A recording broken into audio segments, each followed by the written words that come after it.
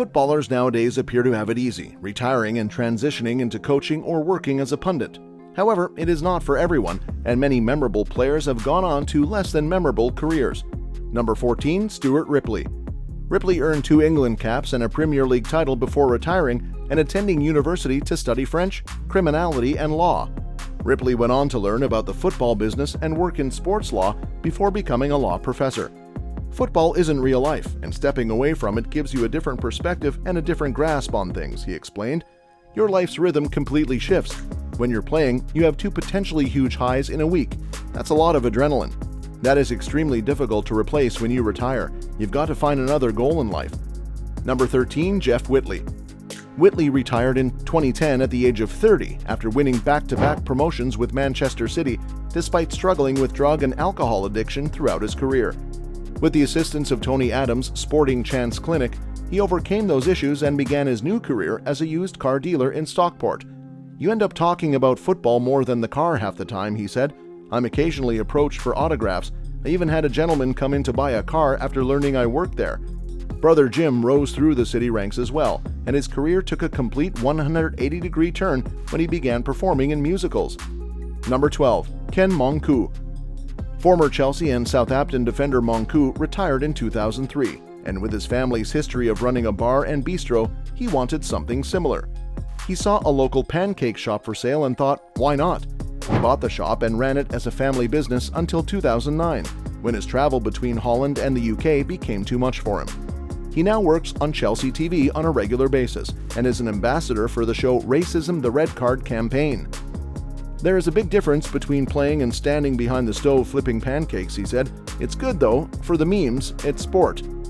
It gets you going when you're busy and you're trying to make 150 pancakes a day.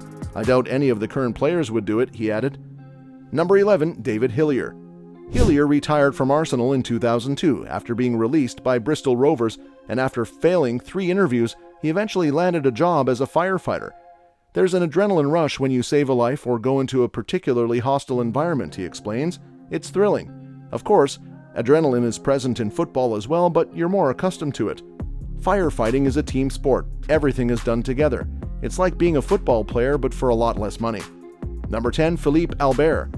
Belgian Albert is remembered fondly on Tyneside as a legend, with one particular highlight being that lob on Peter Schmeichel. He was quick, however, to put his football career behind him and pursue a career running a fruit and vegetable business in his homeland.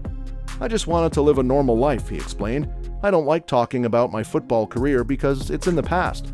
The future is the most important thing.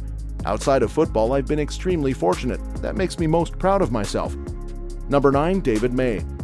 When Manchester United signed May from Blackburn in 1994, he demanded £1.2 million. When I wasn't greeting Jordi Cruyff with "Dos San Miguel, you Dago bastard," I'd urinate down teammates' legs in the shower, cut the laces out of Nicky Butt's new trainers, or put deep heat in the Hitman shorts, he said. And some saw my biggest joke as being in the majority of the photos when Manchester United won the European Cup. Although I didn't play in the final, I was proud of my contribution to the treble. After retiring in 2004, I formed a partnership with a friend to import South African wine, and it's gone well ever since, he said in 2007. But May revealed 2 years later that he knocked it on the head because the lad I was with was a complete prick. Number 8, Barry Horne. Horne had an 18-year career in football, playing for Southampton and Everton before becoming PFA chairman. He now works at the King's School in Chester, where he teaches physics and also serves as director of football, whatever that means. Number 7, Nathan Delaria. Nathan Delaria rose through the ranks of Manchester City alongside Micah Richards, Nedum Onua, and his twin brother Jonathan before being forced to retire early due to a series of injuries and a heart scare. He went into teaching and is now the head of math at a Manchester school. We have some young lads who say, I just want to be a professional footballer, and it's important for me to talk to them and tell them, don't give up on your dream, but also be realistic. I try to do some mentoring in that sense, he explained. Number 6, Marco Gabbiadini. Gabbiadini, a former Sunderland and Derby striker, had a 19-year career in England and scored 226 league goals. He and his wife have run a successful bed and breakfast in his hometown of York since retiring in 2004 due to a knee injury. Bishop's, a restored Victorian hotel, was named Best Guest Accommodation in the York Tourism Awards in 2012, 2014, and 2015. Number 5. Arjan Deziu. Former Wigan and Portsmouth captain Deziu intended to play football in England for a few years before returning home to study medicine, but he ended up staying much longer than expected. When he returned from a 13-year career in English football, he found it difficult to resume his medical studies, so he instead worked as a police detective. "I thought about it for a long time," he said. "I thought, I've already had my change of career, why not try it again? Before I became a professional footballer, I had a nickname, the Peacemaker. At work, I was once recognized. We were interviewing a suspect about several burglaries when he said, 'I know you used to be that footballer from England.' So we talked about football before moving on to crime." Number 4. John Chidozie.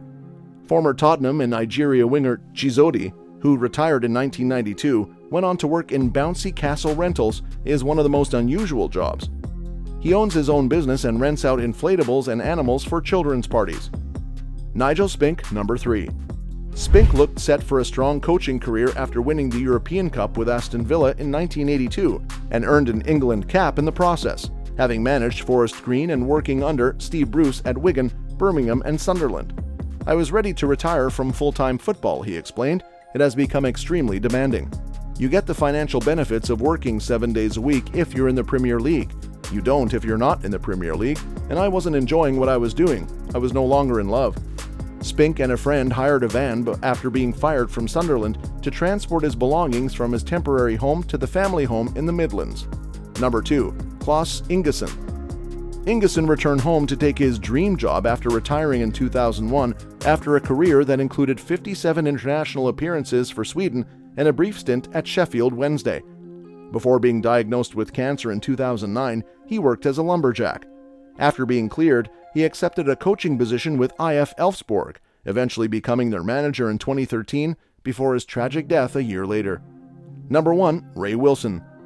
Wilson, one of the team's most understated players, helped England win the World Cup. He played for Huddersfield Town, Everton, Oldham Athletic, and Bradford City before briefly managing the latter and surprising his former teammates by pursuing a career outside of football, running a successful undertakers in Huddersfield until his retirement in 1999. Well, that's it. For now, make sure that you like our video.